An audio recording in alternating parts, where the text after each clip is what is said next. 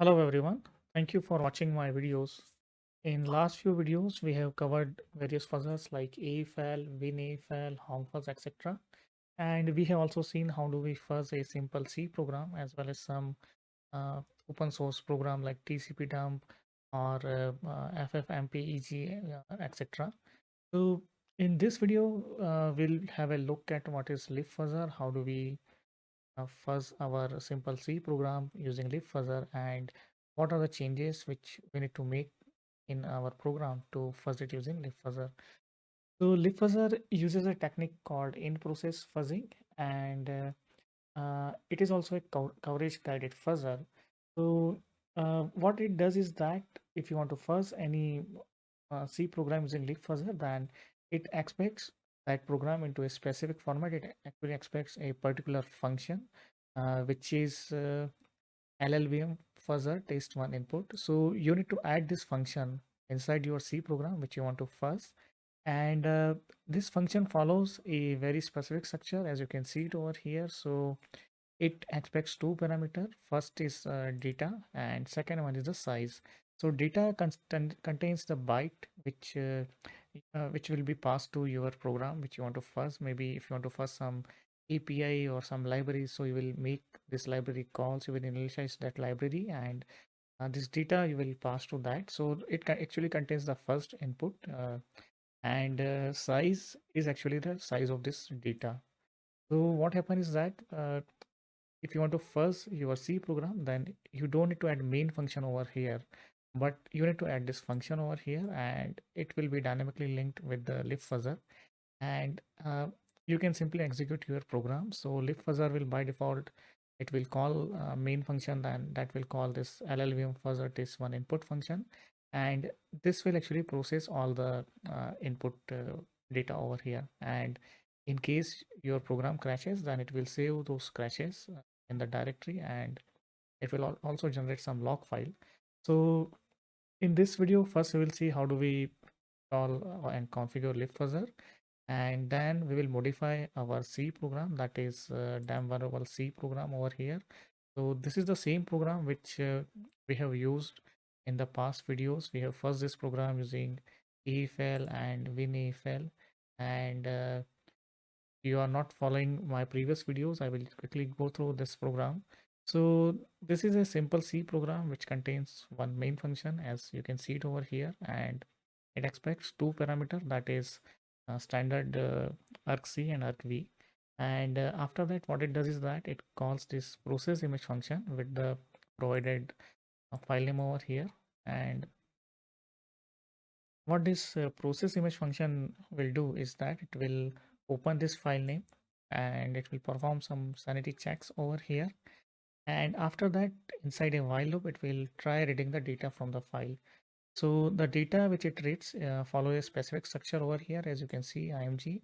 So this is the structure, that is structure image over here, and as you can see it contains various fields like header which is of 4 bytes and it is of type character, then there is width and height which is of type integer, and there is some data which is of 10 bytes and its type is character again.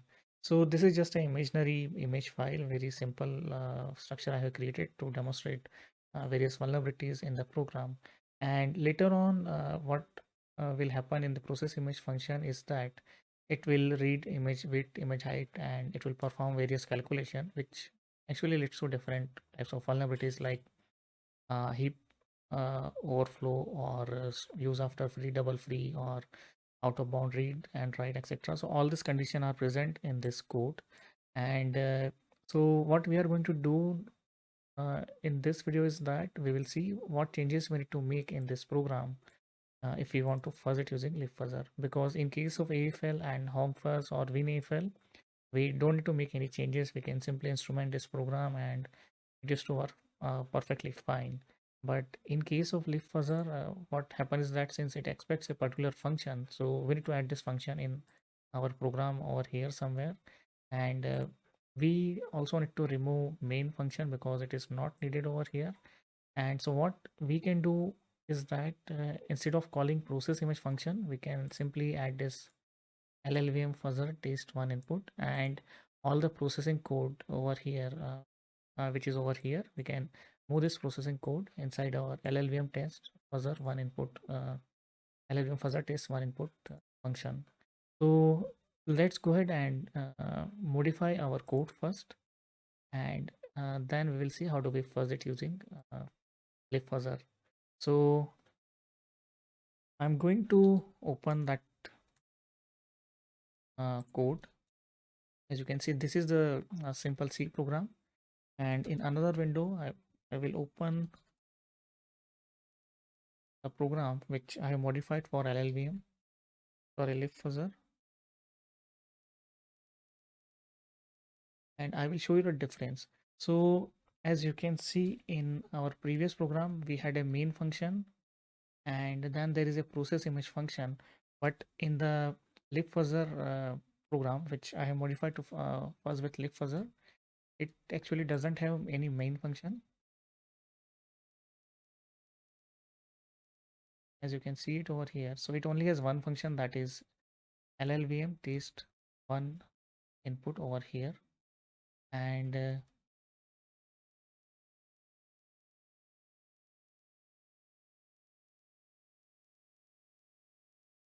as you can see, there is no main function, or there is nothing else over here. So what I have done over here is that I have added this simple function, that is LLVM fuzzer test one input, and it expects two parameters, that is data and size.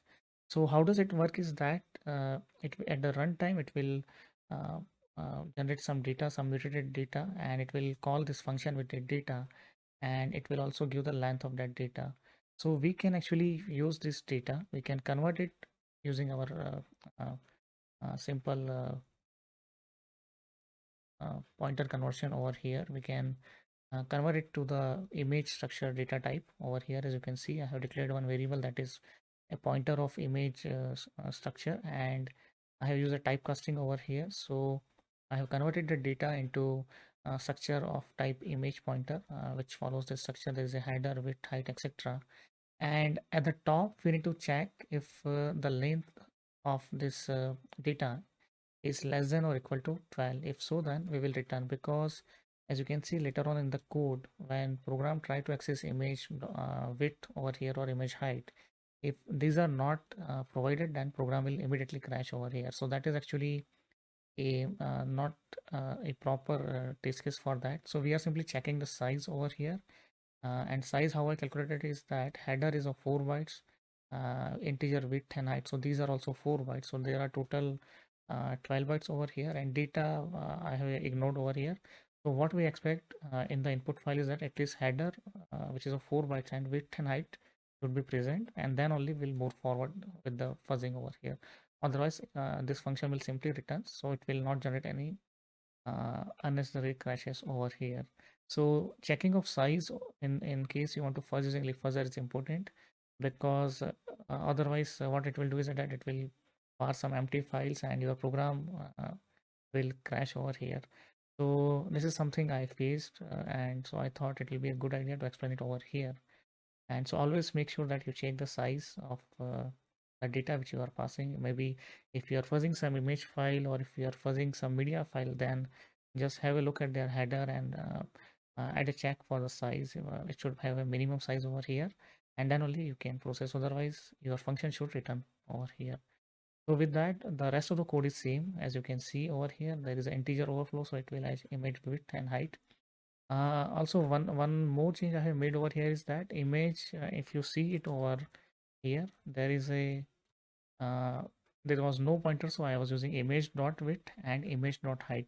But in this case, since we have typecasted using a pointer over here, so I am using image and arrow width over here, and image arrow height over here. So I have changed this in everywhere over here where it was using image dot data. So I have changed to image pointer data over here, because we are using a pointer over here, while in the previous code we are simply using image variable over here. So as you can see it here, it is image dot data over here, while in the modified code which we wanted to fuzz using lib fuzzer, I have changed it to image pointer and data. So this is the change I have made, and the rest of the code is same. I have not changed anything. I have also removed main function from here, because if you keep main function over here, then it will cause some error at the compilation, because uh, by default it will expect that LLVM fuzzer is one input function, and you don't need main function over here. Also, I have removed process image function here. I have simply removed the file open code as well, because what we are getting over here is the direct data from the lib fuzzer, so we don't need to do any file open calls over here. As you can see over here in the previous file, I have used f open call, then I'm checking if file open is successful or not, so we don't need that check as well. And so that I have removed over here, and I have also removed this file fret call over here as well, because that is not needed over here.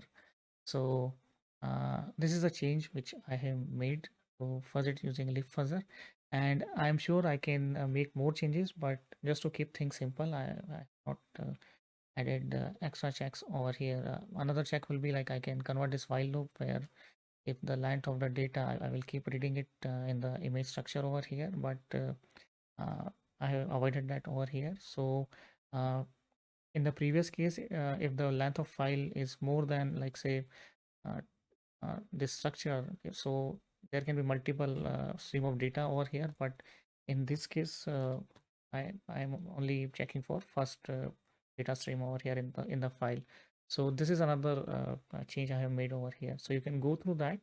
And as an exercise, what you can do is that you can expect that this data can contain more than one data stream, so it can contain more data, so you can use a while or for loop over here, and you can continue reading image structure over here. So that is something you can try it out, but I have not done it over here. And so rest of the code is same, as you can see. And now let's go ahead and compile this program. So to compile this program, you don't need to do anything special over here. So you just need to give f syntax is equal to fuzzer. It will tell that we want to fuzz it using libfuzzer, and it will instrument this code. And then we can give standard option like f sanitize is equal to address, and f sanitize is equal to undefined. That will enable our address sanitizer as well as undefined behavior sanitizer. Then -g, a name of the source code file and name of the output file, and that's it. So as you can see that the program has been compiled, and that's it. It's very simple. You can simply run this executable file, that is img read libfuzzer, and as soon as you run it, you can check that it has been crashed. So by default, what will happen is that it will stop the execution as soon as it finds first crash. It can be like a crash in async or undefined behavior sanitizer or whatever. So as soon as it finds a crash, it will stop the execution. It will not continuously keep fuzzing it. So for that, there is another command, and what you can do is that you can give that command as a job is equal to 1. So it will execute it for one time. If you give a job as a, like, say, 2, it will execute it for 2 times, and if you give it some large number, then it will keep executing that. Another thing you can do is that you can use ignore crash as 1, so that will make sure that it ignore all these crashes and uh, keep executing the code, as you can see over here.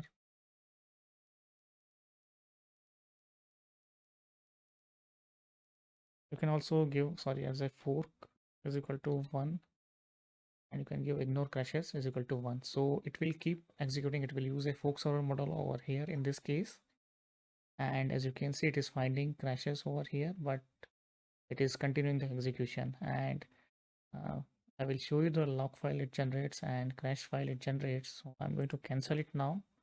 So you can press Ctrl C again.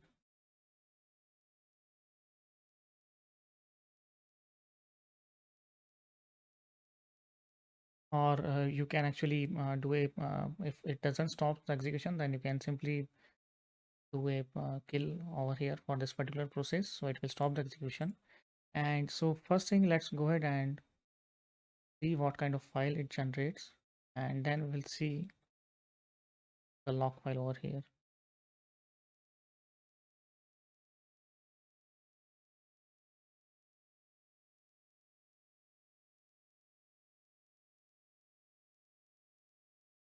So as you can see that it as soon as it crashes, it gives you a file name. So it says test unit return to this. So this is the file which was crashing our program. And there are some strategies like change bit, crossover, etc. These are the bytes in the file over here. So let's dump the content of this file, that is dot crash twice. Okay, and you can see that it contains this thing. So this is what the header is, initial 4 bytes, then this is width and height and data over here. And so this is the file which is causing the crash in our case. So let's taste it once more and check it like this. Executable file name dot slash crash twice. And as you can see that it is crashing over here. So it is actually a integer overflow because malloc is requesting very large memory allocation over here. So if you have followed my previous videos, you might have noticed that it occurs because of integer overflow or maybe underflow over here. So you can notice that it has not given that function name over here. Okay, yeah, it is given over here. So that is at line 23. So let's go ahead and see what is at line 23, what is causing the error over here. So we can simply see at the code, figure it out. So we go to line 23 over here. You can see that there is a malloc call of size 1, and size 1 is getting calculated by adding width and height. So what we can do is that we can simply run this program under GDB, and we can put a breakpoint and we can read the values what is causing the crash over here. So let's put a breakpoint at line 3 first and run it. Sorry, I need to give the file name here. So we'll actually run it again.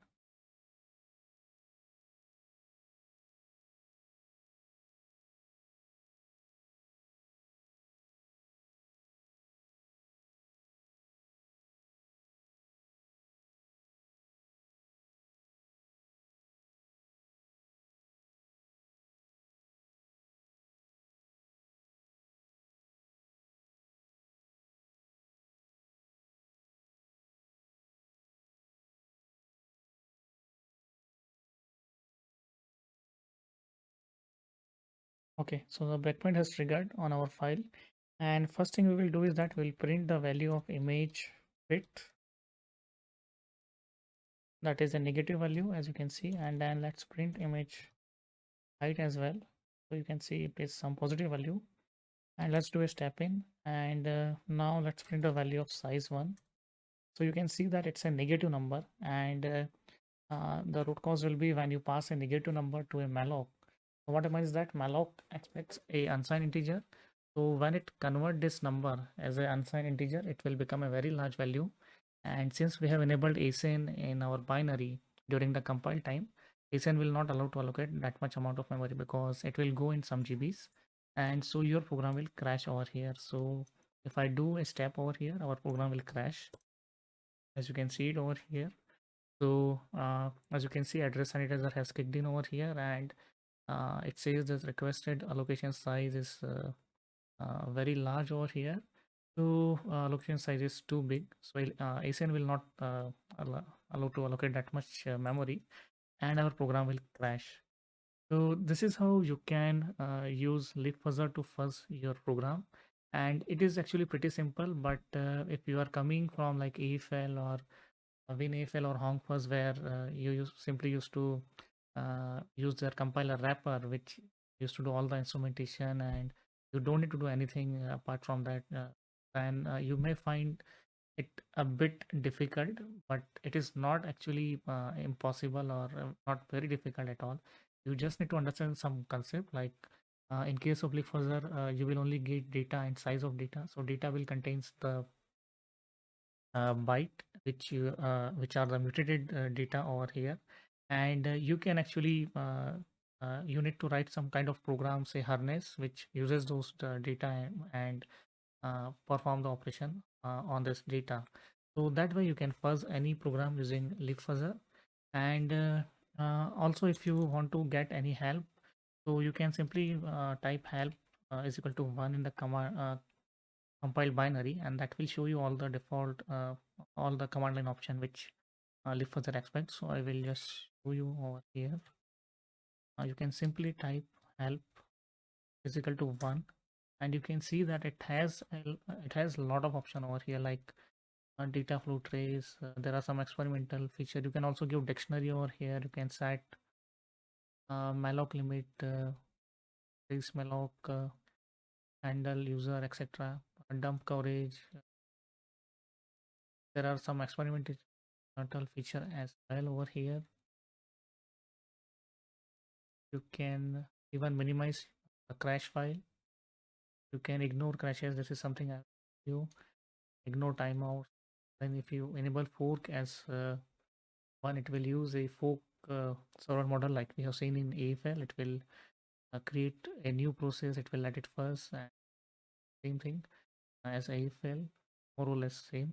And then there are seed inputs. There are maximum length, so you can even define the length of the corpus which you want to generate. In this case, you can also give a random seed over here, and verbosity runs. You can also you can also specify how many times you want to run this fuzzer. So it has a lot of option, and I will suggest you to go through that. Once you know how it works, it's actually very easy, and you can use it to fuzz. Uh, yeah, it's pretty good, and I hope that you enjoyed this video. And if you want, you can try this out yourself and modify this simple C program. I'm going to share it on my GitHub repo, and you can try it out. So thank you for watching my videos, and if you like them, please do subscribe and like my channel on YouTube. That will motivate me to create more such videos. Thank you for your support so far, and goodbye till next video. Thank you. Bye. Have a nice day.